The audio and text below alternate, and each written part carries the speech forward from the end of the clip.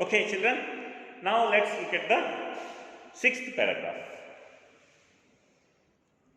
So, here up to here, what we discussed, just recollect. The narrator, he was packing. Actually, there were three members in the room. They were packing things, they were bags. He said he would do it, and he said he was an expert in it. So immediately they accepted for that. Actually, the narrator wanted to supervise, only supervise the things when they are packing, but they left everything to him. So he packed somehow. Then after he closed that, when he completed that packing, one of his friends, Harris, reminded him, have you kept the boots in it? Again he opened, he kept boots, he closed it. At that time again he got an idea whether I kept the toothbrush or not. So now what happened, let us see. Of course, I had to turn every mortal thing out now, and of course, I could not find it. Every mortal thing means every ordinary things. So again, I have to remove everything and check it. I rummaged. Rummaged means search in a hurried or a careless way. In a hurried manner. Sometimes we are we don't have time. It's already late. We have to go. Then keys won't appear. I mean, bike keys or something. They want the car keys. Then we search in a very hurried manner. Like that we search. See, that is what rummaged. I rummaged the things up into much the same state that they must have been before the world was created and when chaos reigned. So, see in the picture, children, here on page number 84, you can look at the picture. Again, he made the things, he pulled them out, and they were as usual as they were before he started that act of packing. Of course, I found George and Harris 18 times over, but I couldn't find my own. George, Harris, they gave apostrophe. That means when he searched, he could find the toothbrush of George, he could find the toothbrush of Harris, but he could not find his own toothbrush. I put the things back one by one and held everything up and shook it. Then I found it inside a boot. Where his toothbrush was? Inside a boot. So he checked like this, everything like this. Then he found it in a boot. When I had finished, George asked if the soap was in. See, very irritating. Afterwards, everything completed, he found his brush and everything. Then George was asking, okay, have you kept that soap inside? I said I didn't care a hang whether the soap was in or whether it wasn't. And I clamped the bag shut and strapped it and found that I had packed my spectacles in it and had to reopen it. He said, go hell with your soap, whether it is in the bag or not, I don't bother. I'm finishing it. So he closed it again. Then, when he was about to stand, he found he kept his spectacles in the bag. Again, he had to reopen it. It got shut up finally at 10:05 p.m. and then there remained the hampers to do. Hampers means large baskets for carrying food. So when you are going on a long trip, we have to carry some food also. Okay. Harris said that we should be wanting to start in less than 12 hours time and thought that he and George had better to do rest, and I agreed and sat down and they had a go. Then the other friend said, okay, you struggled till now, remaining things we will do. Our time is running out, you please relax for some time. They began in a light-hearted spirit, evidently intending to show me how to do it.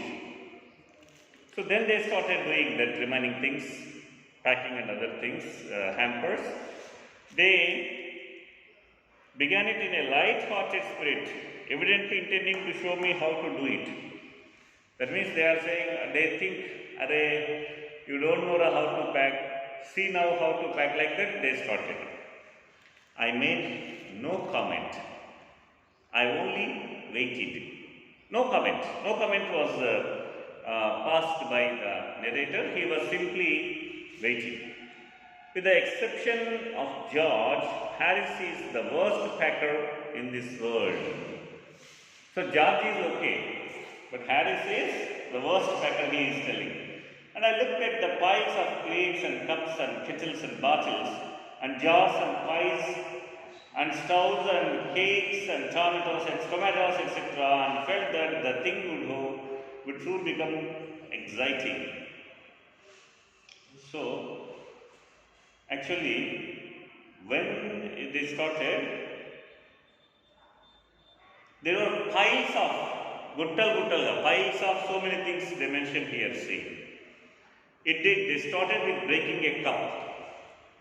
When things are spread like that, we get confused. First, they broke a cup. It was broken. That was the first thing they did.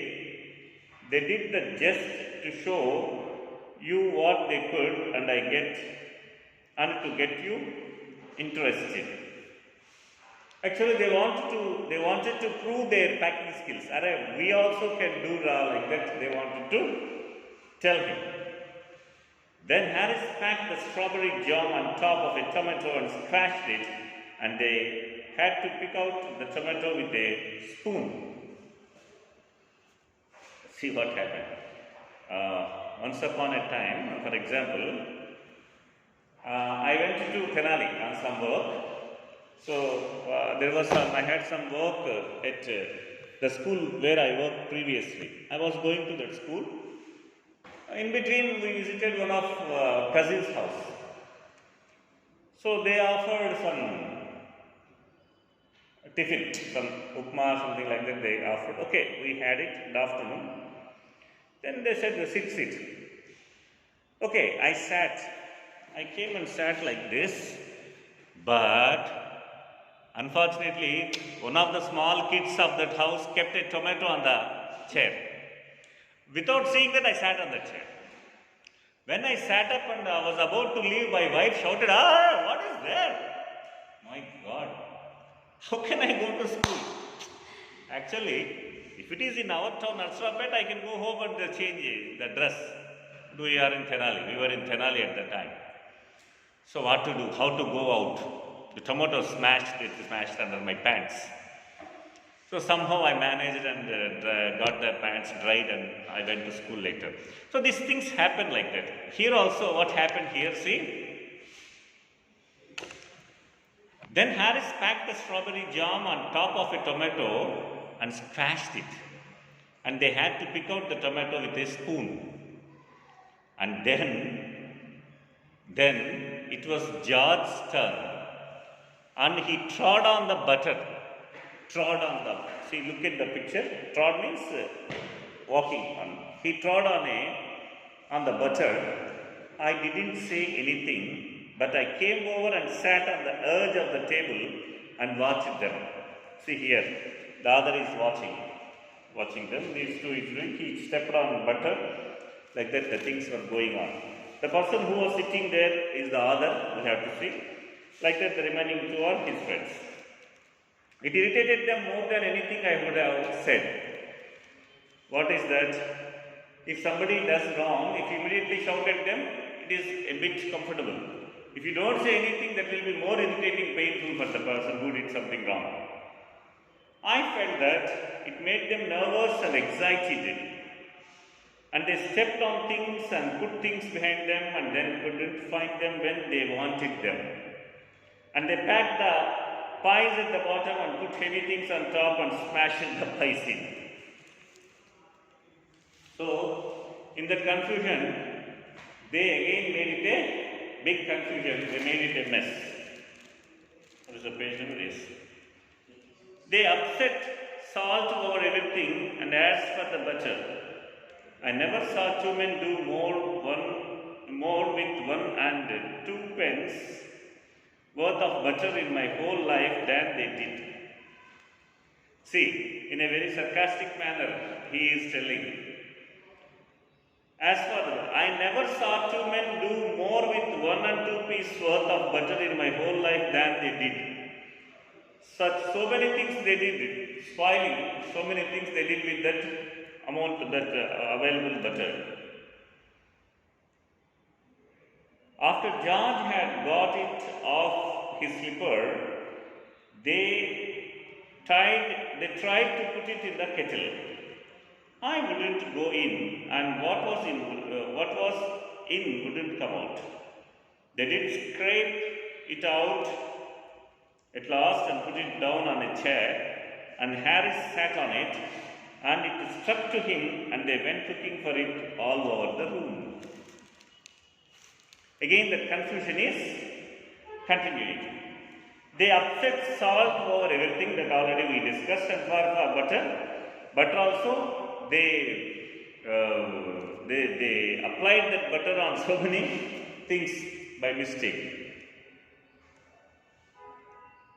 Okay. I'll take my vote. I put it down on the chair, said George, staring at the empty seat. So this is how that friend responded. Then what happened? Let us see in the next video, children. Tomorrow I'll post that video. So till now we completed 10 paragraphs. Just go through those 10 paragraphs again. Try to understand. And tomorrow let's complete this lesson. We have some more paragraphs. 6 more paragraphs. We can complete them in the next class tomorrow. Okay? Till then, children, bye. Take care. Read. Don't waste your time.